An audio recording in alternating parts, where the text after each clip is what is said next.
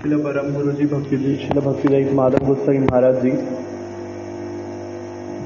गुरु जी को कह रहे हैं कि किस प्रकार से तुम जो तुमसे पहले आए हैं और तुम्हें यदि उनके दोष भी दिखाई देते हैं तो उनको किस प्रकार से कहना, इस प्रकार से कहना को उनको लज्जित ना होना पड़े और मर्यादा का भी उल्लंघन ना हो। उसके लिए परम गुरु जी ने दो उदाहरण बताए, जिसमें से कि हम लोगों ने पहले सुना महाप्रभु का और ब्रह्मानंद भारती जी का। उसके बाद दूसरा उदाहरण हम लोगों ने सुना सनातन गोस्वामी जी का और जगदानंद पंडित जी का। उसी में फिर आपने बताया भक्तिदायक माधव गोसाई महाराज जी ने किसी एक मठ के ब्रह्मचारी को, जो कि इंचार्ज हो गया था और ठीक से मर्यादा का पालन नहीं करता था, उसको शासन करते हुए कहा कि तुम क्या करो, कलकत्ता में वापस चले जाओ और वापस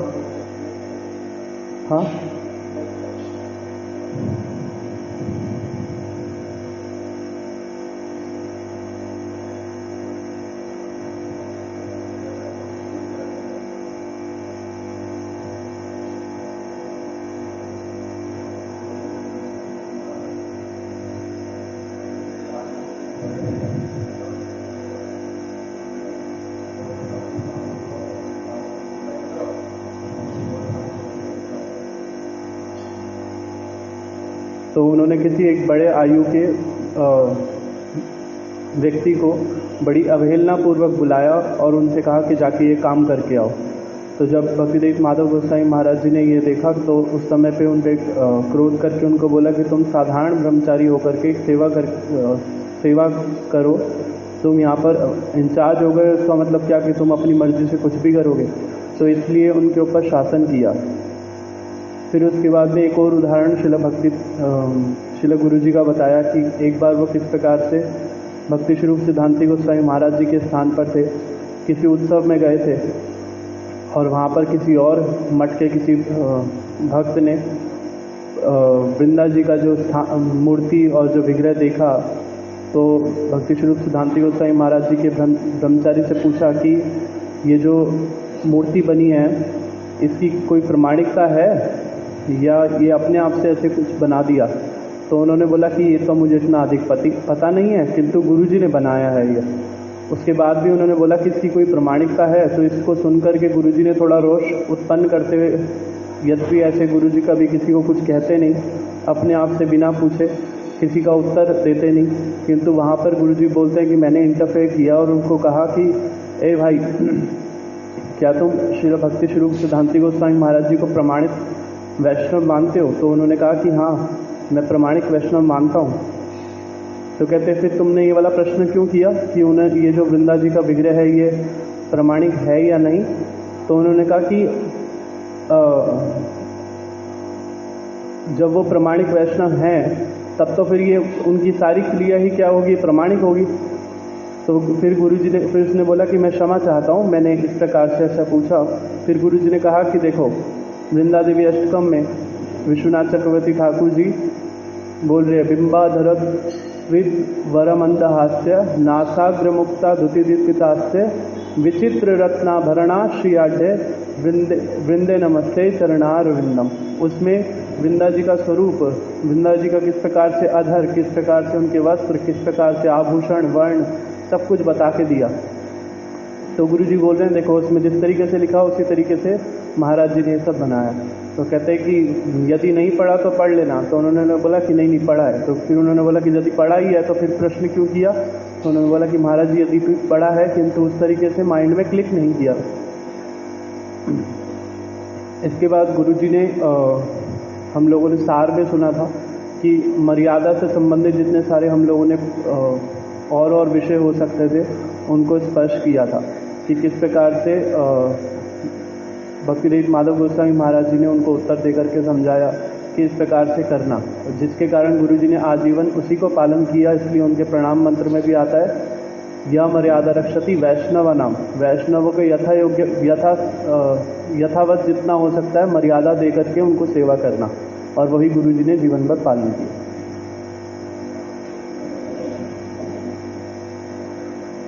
भगवान को भी मर्यादा देनी होती है।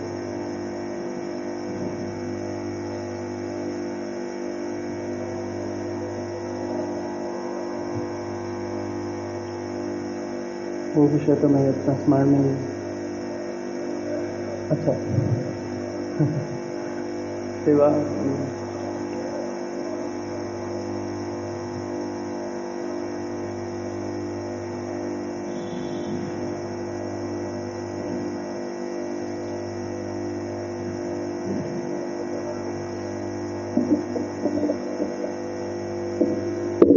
कि भगवान को प्रणाम करने के भी विधि होते हैं। भगवान को बाएं हाथ में रख के प्रणाम किया जाता है। फिर उनके प्रणाम मंत्र इत्यादि जो भी है, भगवान को खाली प्रणाम किया नहीं जाता है, उनको प्रणाम मंत्र सहित याद उनके स्तव स्तुति करके उनको प्रणाम किया जाता है।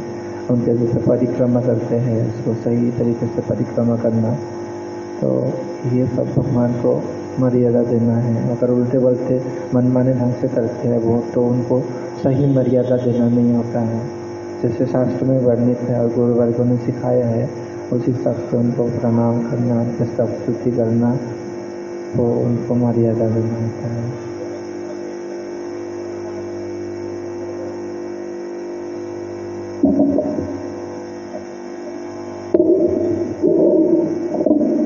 संजय प्रभु जी बोल रहे थे, अभी भागवतम हो रही थी तो वहाँ पे गुरु जी को बोल रहे थे कि अग्रभाग वस्तु जो है वो भगवान को देने का नियम है। सारी ही वस्तु भगवान को देने का नियम है, तो अपने जीवन का भी अग्रभाग जो है वो भगवान को देने का नियम उस तरीके से। तो वो एक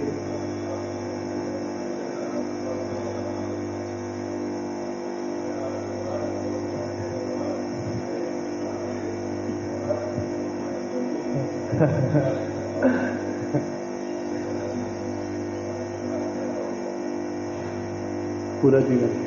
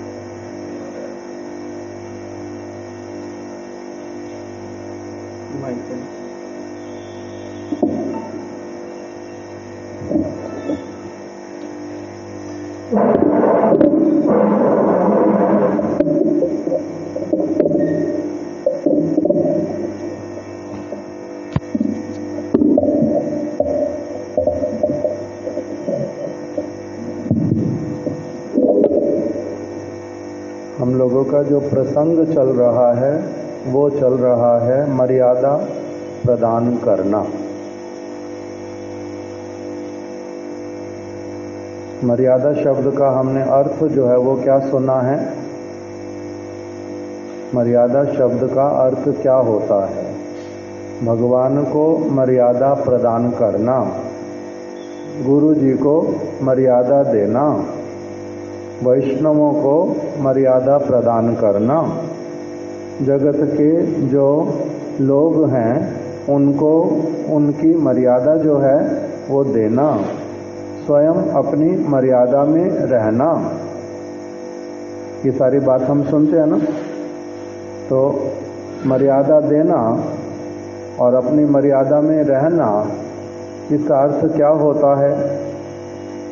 जो व्यक्ति जिस प्रकार के सम्मान का पात्र है उसको उसका ड्यू रिस्पेक्ट प्रदान करना, इसका नाम होता है मर्यादा देना। जो जितने सम्मान का पात्र है उसको उसकी मर्यादा प्रदान करना। अगर किसी को कम मर्यादा देते हैं तो भी दोष होता है, और अगर किसी को अधिक मर्यादा देते हैं तो वो भी दोष होता है। जिसकी जितनी मर्यादा, जिसको जितनी मर्यादा मतलब सम्मान देना चाहिए, जिसका जितना बात मानना चाहिए उस बात को मानना, उसकी उतनी बात को मानना, उसको उतना सम्मान देना, इसको कहते हैं मर्यादा। अभी भगवान के प्रति कैसी मर्यादा होनी चाहिए, गुरु जी के प्रति कैसी मर्यादा होनी चाहिए, कि भगवान के सामने मर्यादा क्या बतलाया कि उनकी समस्त बातों को बहुत अधिक गुरुत्व प्रदान करना। भगवान ने जो वाणी बोली है उस वाणी को अत्यधिक श्रद्धा पूर्वक मेरे परम मंगल के लिए कही गई वो वाणी है। भगवान की वाणी साधारण मनुष्य की बकबक की तरह नहीं है, अथवा साधारण लोगों के वचनों जैसा कुछ भी जो इच्छा आई मन में वो बोल दिया, कुछ अच्छा है उसमें, कुछ उसमें खराब है, ऐसे वाला नहीं। भगवान की वाणी है। भगवान ने किसके लिए बोली है? हमारे लिए, सबके लिए, हम सब के लिए। तो इसलिए उस वाणी को उस प्रकार का गुरुत्व प्रदान करना। मेरे को क्या करना? उस वाणी को श्रवण करना है, मेरे को उसको कीर्तन करना है, मेरे को उसके अनुसार चलना है। मैं अपनी आप से नहीं समझ पा रहा हूँ। उनके भगवान की वाणी को बिल्कुल जैसा भगवान कह रहे हैं, जिस भावना के साथ कह रहे हैं, उसको जो व्यक्ति मेरे को भली प्रकार से उनकी वाणी को एज इट इज जो मेरे को समझा देगा, मेरे को क्या करना है? उनके निकट जाना है, मेरे को उनके छात्र बनना है, मेरे को उनसे उस वाणी को अच्छी तरह से समझ लेना है, अनुभव कर लेना है, और फिर उसी प्रकार से ही मैंने अपने जीवन में चलना है। ये तो हो गया भगवान की वाणी को गुरुत्व देना। अन्यथा मैं क्या करूँगा? हम बहुत 25 वर्ष की आयु लगभग मेरी हो गई थी, उस समय तक भगवान की वाणी होता क्या है इससे कोई लेना देना ही नहीं था। भगवान ने कहा क्या है पता ही नहीं है।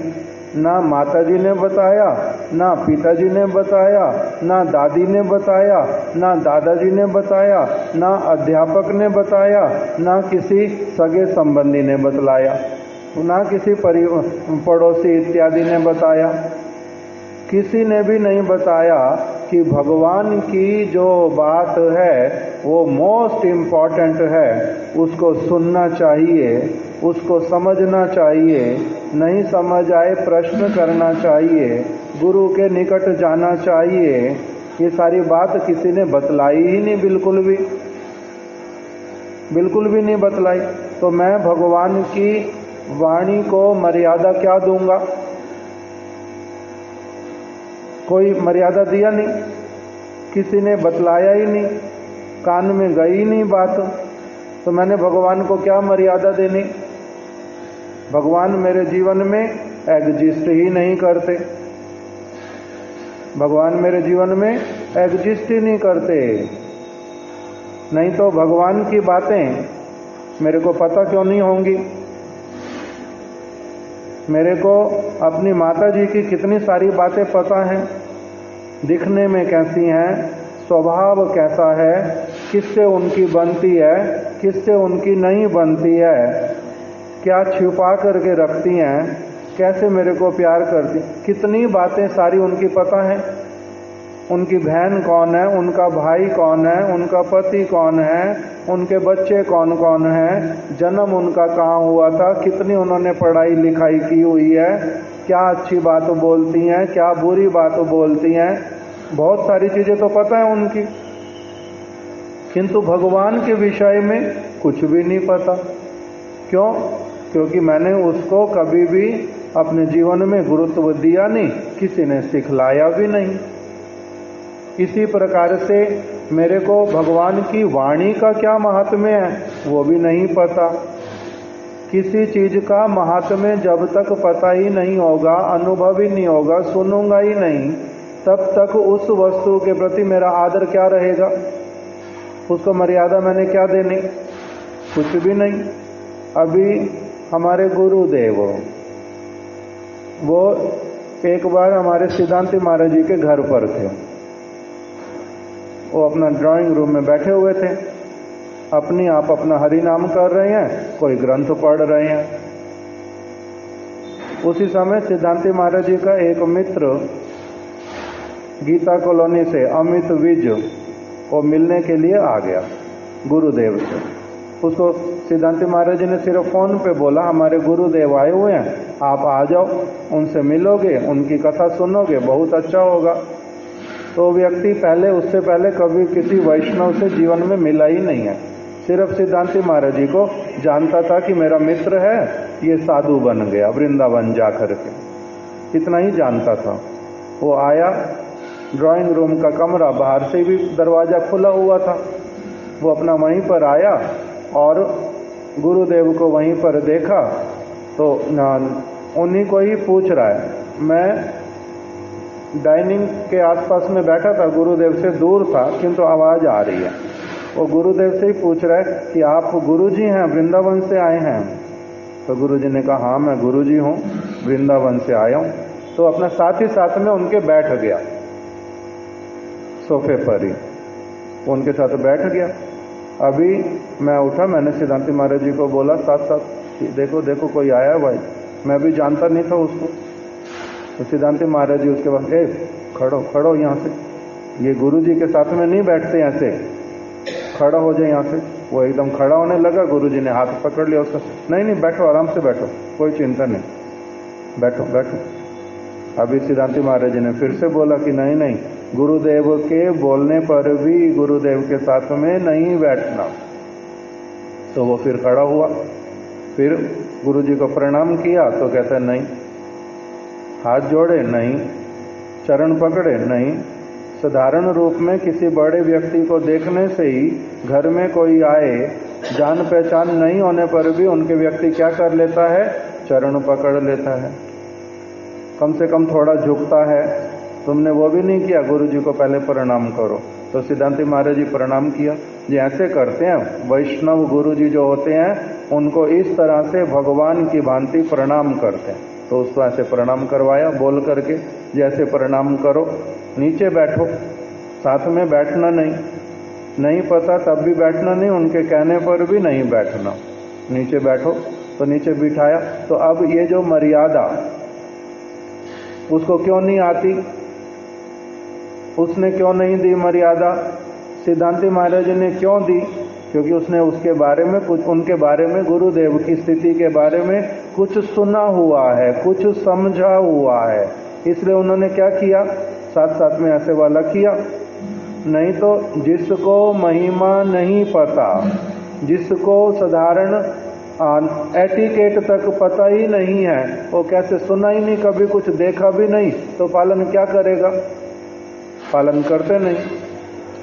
अब बृहद भागवतामृत में एक प्रसंग बतलाया कि एक बार प्रयाग में जो एक भक्त वो शालिग्राम जी की सेवा करते थे, शालिग्राम जी को वो त्रिवेणी के तट पर लाए, शालिग्राम जी को स्नान कराया, स्नान करा करके उनको तिलक इत्यादि लगाया, फिर वस्त्र दिए, उसके बाद में भोग निवेदन किया। कुछ कुछ साधु लोगों को आसपास में देख करके उन्होंने बुलाया, वो साधु लोग भी इकट्ठे हो गए। अभी वो भोग निवेदन कर दिया और इधर फिर क्या करने लगे, कीर्तन करने लगे। कीर्तन करते करते थोड़ी ही देर में वो अपना उठ करके खड़े हो गए और खड़े होकर के आनंद पूर्वक कोई ताली बजा रहा है, कोई हाथ ऊपर कर रहा है, कोई गोल चक्कर कर काट रहा है, कोई ऊपर नीचे हो रहा है, नृत्य करने लगे अपना आनंद से कीर्तन करते करते। वहीं पर ही एक व्यक्ति जिसका नाम गोप कुमार, वो वहाँ पर खड़ा होकर के कि ये क्या है, ये अभी अभी तो स्नान कर रहे थे, अभी भगवान को भोग लगा रहे थे, अब इन्होंने कीर्तन, अब खड़े भी हो गए, अब ये नृत्य भी कर रहे हैं। और बहुत सारे साधु लोग एक साथ में जब नृत्य कर रहे हैं तो वो सोच क्या रहा है कि ये क्या कर रहे हैं, मैंने तो ऐसा अपने गांव में कभी भी देखा नहीं। ये नाम जो है किसके नाम बोल रहे हैं और बार बार किसको पुकार रहे हैं। मेरी माँ मेरे को पुकारती थी, बुलाती थी, ये किसको बुला रहे हैं, मगर उसने के कान में अभी तक भगवान का नाम कभी पड़ा ही नहीं था। तो इसलिए नृत्य क्या होता है, भगवान को पुकारना क्या होता है, उसको कुछ पता ही नहीं था। फिर देख रहे हैं प्रणाम कर रहे हैं ये शालिग्राम शिला को, तब आकर के पूछने लगा जे ये जो पत्थर है ये क्या है, आप इसको जो है इतना अधिक आदर क्यों दे रहे हो, आपको ये करने से क्या मिलेगा, सारी चीजें पूछने लगा। तो अभी उस जिसने देखा ही नहीं, जिसके भाग्य में नहीं आया कुछ भी, तो वो मर्यादा देगा। उसके लिए क्या था वो, ये पत्थर क्या है, उसने तो शालिग्राम को पत्थर बोला। और इन्होंने क्या किया हुआ था, शालिग्राम जी को अपने प्राण मानते थे, शालिग्राम जी को अपने से भी अधिक ध्यान रखते थे। शालिग्राम की सारी अपने लिए कुछ भी करना ये जीवन में ही नहीं था, सारा कुछ उनके लिए करना, वो प्रभु हैं, मैं तो उनका दास, उनका उच्छिष्ट प्रसाद जो मिलेगा वो मेरा जीवन है। तो इसलिए वो मर्यादा तो वो व्यक्ति कैसे दे पाएगा, उसको कुछ पता ही नहीं है उस विषय में। भगवान को पुकारते हैं, उसको पता ही नहीं है, तो मर्यादा क्या देगा। तो इसीलिए बोल रहे हैं भगवान को मर्यादा प्रदान करना। बहुत सारे लोग आते मंदिर में, क्या करते हैं, एक व्यक्ति आते हैं कभी कभी, वो आकर के भगवान के सामने यहाँ ऐसे चलते चलते यहाँ तक तो आ जाते, फिर यूं खड़े होकर के ऐसे करते हैं भगवान को। क्या कर रहे हैं, कुछ भावना है, ये क्या करना चाहिए, सैल्यूट, तो सैल्यूट करते हैं। तो इस प्रकार से जब तक एक और व्यक्ति आता है, वो प्रणाम करता था सीधा, तो उसको मैंने बोला जी ऐसे प्रणाम नहीं करते, हमारे भक्त जैसे करते वैसे करना। तो उनको पता ही नहीं है, तो पूछते हैं बहुत सारे लोग ही कि आप लोग ऐसे वाला प्रणाम क्यों करते हो, भगवान सामने देख रहे हैं, भगवान के सामने देख के प्रणाम क्यों नहीं करते हो, इस तरह से क्यों प्रणाम करते हो। उन्होंने कभी सुना नहीं है, उन्होंने कभी देखा नहीं है, शास्त्र की बातों को सुना नहीं है। इसलिए हमारे महाराज जी को भी एक बार एक बहुत वृद्ध पुजारी बिरला मंदिर दिल्ली में, हाँ, तो महाराज जी हमारे बिरला मंदिर में गए और वहाँ पर अब मंदिर बहुत सारे हैं, वहाँ पर बहुत मंदिर का मतलब राधा कृष्ण का मंदिर, राम लक्ष्मण भरत शत्रुघ्न हनुमान सीता जी, इस प्रकार से कहीं पर देवी का, कहीं और कोई मंदिर, ये सारे मंदिर हैं। तो अभी महाराज जी ने वहाँ पर जाना, मंदिर हमारा तो प्रोग्राम था महाराज जी का, तो वहाँ पर कथा कीर्तन करनी है, भक्त लोग सारे पहले से आके हॉल में बैठे हुए हैं, वहाँ पर हॉल बुक होता है, जिसको कराना हॉल बुक कराओ, अपना प्रोग्राम करो वहाँ पर। तो महाराज जी को प्रोग्राम में जाना है ऐसे तो मेरे को कहते हैं कि पता करके आओ इस यहाँ पर राधा कृष्ण का मंदिर कहाँ पर है, वहाँ पर प्रणाम करते हुए फिर हॉल में जाऊँगा। और सारे मंदिरों में तो मैं जा नहीं सकता, राधा कृष्ण का मंदिर पूछ लो, वहीं पर पहले जाएंगे, प्रणाम करके फिर हॉल में चला जाऊंगा। तो ठीक है, तो अभी मैं मंदिर पता करके आ गया, महाराज जी को ले करके गया, महाराज जी ने प्रणाम किया वहाँ पर। उस समय महाराज जी पूरा प्रणाम कर पाते थे, साष्टांग दंडोत प्रणाम, तो पूरा प्रणाम किया महाराज जी ने। तो पुजारी जो है वो मंदिर से देख रहा था, लगभग 75-80 वर्ष की उसकी भी आयु होएगी, महाराज जी के लगभग एक समान आयु का। वो उठ करके आया, महाराज जी को हाथ जोड़ करके कहता है, महाराज जी एक प्रश्न करूं, आप बुरा नहीं मानना। तो नहीं कीजिए महाराज, आपने ये प्रणाम मैंने आज तक किसी को भी आज तक कभी ऐसे करते हुए देखा नहीं। मेरी आयु 75-80 वर्ष हो गई है, आज तक किसी को देखा ही नहीं कि ऐसे किसी ने प्रणाम किया हो। हाथ जोड़ के करते हैं और सिर झुका के करते हैं, भगवान के सामने लेट करके प्रणाम करते हैं, किंतु आपने जिस तरह से किया ऐसे वाला तो प्रणाम कभी किसी को देखा नहीं। आपने ऐसे प्रणाम क्यों किया? तब महाराज जी ने उनको बताया, ये देखो, स्वावामे प्रणमेत विष्णु, शास्त्र में लिखा हुआ है क्या करना चाहिए। भगवान को अपने वाम भाग में रख करके, वाम भाग मतलब लेफ्ट साइड में, भगवान को अपने वाम में रख करके तब प्रणाम करना चाहिए। दूसरा, शंकर गौरी उनको अपने दाईं तरफ में रख करके प्रणाम करना चाहिए और गुरु को सम्मुखे बिल्कुल सामने रख करके प्रणाम करना चाहिए। ये शास्त्र में लिखा हुआ। इसलिए हम लोग शास्त्र की बात तो महाराज जी कहते हैं मैं बहुत बाद में मैंने ये सुना और सीखा, किंतु गुरु जी को वैष्णवों को ऐसे करता देख करके हमने सदैव वही वाला किया। वो कहते मैंने आज तक जीवन में कभी देखा नहीं। तो इसलिए मर्यादा ठीक उनका प्रणाम भी करना होता नहीं। इसलिए वो महाराज जी को अपना, महाराज जी 1 मिनट रुक जाओ, 1 मिनट रुको, मैं अपना पेन पेपर ले आऊं, आप श्लोक ये वाला फिर से बोल दो, मैं साथ साथ में लिख लूंगा। तो उसने साथ साथ में लिख लिया और लिख करके महाराज जी के सामने ही फिर उसने प्रणाम किया जैसे महाराज जी ने किया था। तब फिर बोलता है, महाराज ये आज जीवन में मेरा पहली बार ठीक ठीक प्रणाम करना हुआ, जैसा शास्त्र कहते हैं। अभी तक प्रणाम करता था किंतु मेरे को पता ही नहीं था कि ऐसे करते हैं, इसलिए आज ठीक वाला प्रणाम हुआ। तब महाराज जी ने उनको बोला, जी देखो ये बात ठीक है जो आपने बोली, किंतु अगर आपने हृदय से प्रणाम भगवान को किया होगा कभी भी, तब क्या हुआ होगा? भगवान है भावग्राही जनार्दन। अगर आपने हृदय से प्रणाम किया होगा, भगवान ने अवश्य ही उसको स्वीकार किया होगा।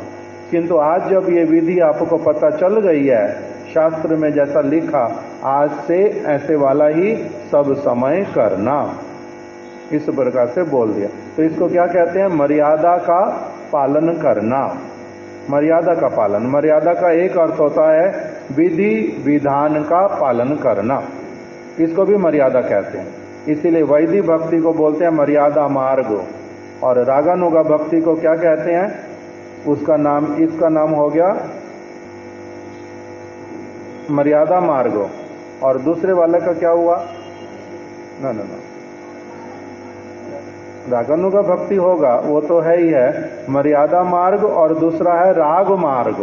राग मार्ग, मर्यादा का मतलब होता है विधि विधान का पालन करना, और राग मार्ग का मतलब होता है प्रेम पूर्वक करना, प्रेम पूर्वक करना।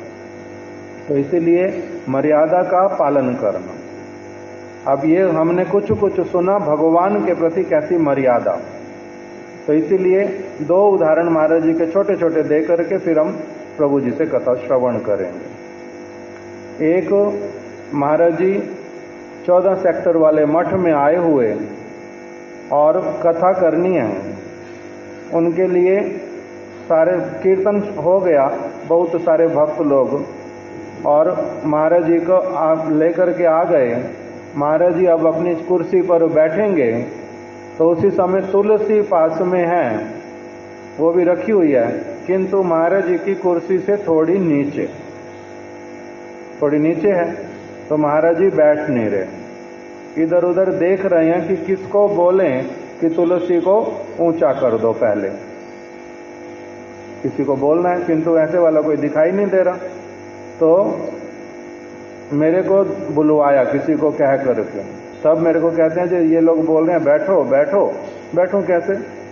तुलसी नीचे है और मेरे को कुर्सी जो है ऊपर लगा दी है, तो इसलिए क्या करो, पहले तुलसी को ऊंचा कर दो तभी तो मैं बैठूं।